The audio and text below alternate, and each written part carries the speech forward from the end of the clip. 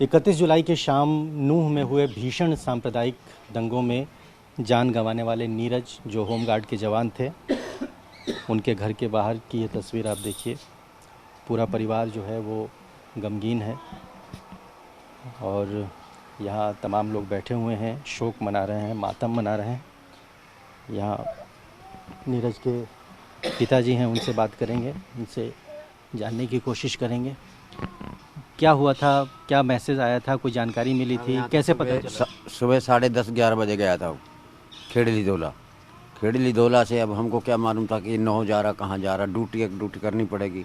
उसके बाद में उसका कोई फ़ोन नहीं आया, सिर्फ 5:30-6 बजे फ़ोन आया, नीरज ख़त्म हो गया। जब किसी लड़के ने किया था, जब मेरे बड़े लड़के पे फ़ोन आया था तब हमको लड़का ख़त्म हो गया। फिर हमारे भाई ये मानेसर गए, मानेसर तो बोले मैदान था, मैं गया, इतना भी आया रहा था, 5:30-6 बजे की हो गई। तो वो होमगार्ड में थे तो नौकरी कहाँ थी उनकी? यहाँ गुड़गांव में थी या नूह में थी? खेड़ की दोला थी, गुड़गांव के पास। गुड़गांव में ही नौकरी करते थे, लेकिन उस दिन उनको नूह भेजा मिला। वहाँ चलो, उसमें एक SI वगैरह भी कोई हो था नहीं, नूह भेजा गया था।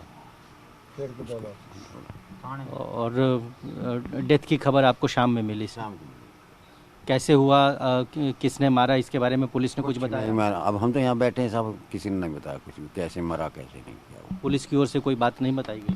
पुलिस की ओर से तो कुछ बात नहीं बता रही। मर गया, सलामी देने के आए थे, उसकी डेड बॉडी को ले आए थे, तो सलामी देकर वो चले गए थे, फूल फाल चढ़ा के चले गए। उन्हें यही कहा, अब भाई चिंता मत करो बाबा, हम आपके बच्चों के लिए और तो लिए कुछ ना कुछ करेंगे, ये तो कहा था, तो कुछ ना कुछ हम करेंगे।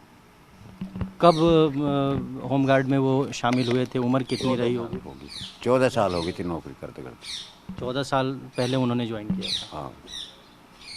जाने से पहले कोई बात हुई थी? आप लोगों को बताया नहीं था कि कहाँ जा रहे हैं? नहीं, रोज़ मिलता था, पापा ठीक है भाई, चला जाता ड्यूटी पे, जा बेटा। शाम को मैं सोता नहीं था जब तक 9:30-10 बजे नहीं आ जाए। आगा भाई, हाँ पापा आगो, तन रोटी खा ली भाई, ये मैं जरूर पूछता था, और कुछ नहीं, सो जा मैं बजा के। अब क्या कुछ मांग है आप लोगों की सरकार से? कुछ डिमांड आप लोगों ने किया? डिमांड तो हमारे साहब ये है कि मैं कहूँ मेरा लड़का दे दो तो दे देगी, लड़का तो गया, लेकिन ऐसा है उसके बच्चों का कोई मिल जाए, या तो उसकी औरत को नौकरी मिल जाए, इन बच्चों को पालन पोषण हो जाए, ऐसा कोई काम हो जाए, उसको कुछ रियायत मिल जाए, कुछ मिल जाए, और उसकी औरत को छोटी मोटी कोई सरकारी नौकरी मिल जाए। कितने बच्चे हैं उनके?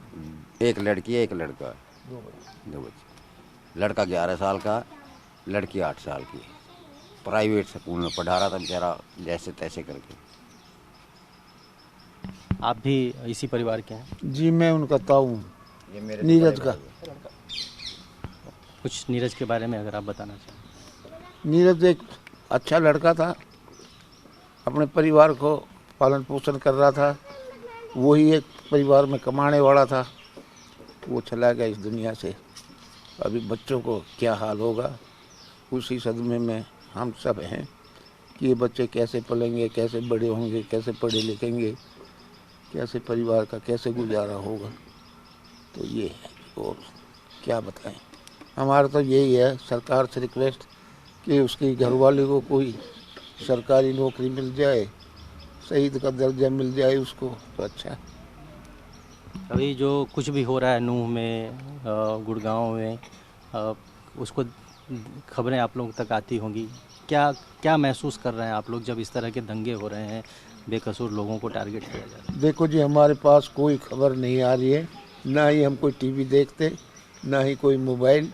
हम सिर्फ अपनी गली में रहते हैं। आप लोग जैसे आते हैं उनसे बातचीत करते हैं, गांव के 10-5 आदमी आते हैं, आवाजावी लगी रहती है, कोई ना कोई आता रहता है, बैठे रहते हैं, सब यही पूछते हैं, बताते थे भाई बहुत अफसोस है कि भाई ऐसा हुआ, क्या हुआ, क्यों हुआ, क्या कह सकते हैं सर। कभी याद है, इतने सालों में आप लोगों की उम्र इतनी है, कभी इस तरह के दंगे हुए हों, कभी बेकसूर लोगों को या धार्मिक स्थलों को टारगेट किया जा रहा हो, नुकसान किया जा रहा हो, एकदम माहौल ख़राब हो गया?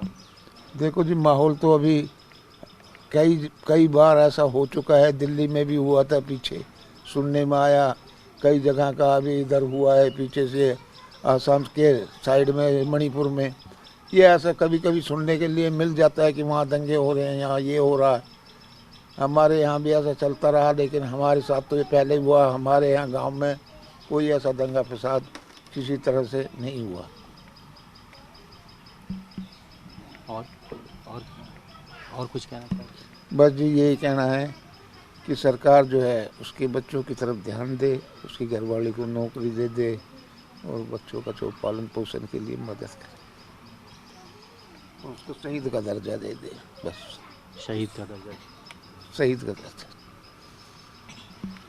तो ये पूरा जो परिवार है वो यहाँ पर बैठा हुआ है। शहीद का दर्जा दिए जाने की मांग है। जो परिवार में नीरज अपने पीछे अपनी पत्नी और 2 बच्चों को छोड़ गया है, उनका लालन पोषण ठीक से हो, उसकी यहाँ पर डिमांड की जा रही है। और पूरा जो परिवार है इस वक्त गम में है। और जिस तरीके से जो घटना परसों हुई है उसके बाद लगातार ऐसी तस्वीरें सामने आ रही है जहाँ कम्युनिटी को टारगेट किया जा रहा है, जहाँ बेकसूर लोगों को टारगेट किया जा रहा है और शायद नीरज भी उनमें से एक था। कैमरामैन राजू यादव के साथ रजनीश रंजन, TV9 भारतवर्ष, गुरुग्राम।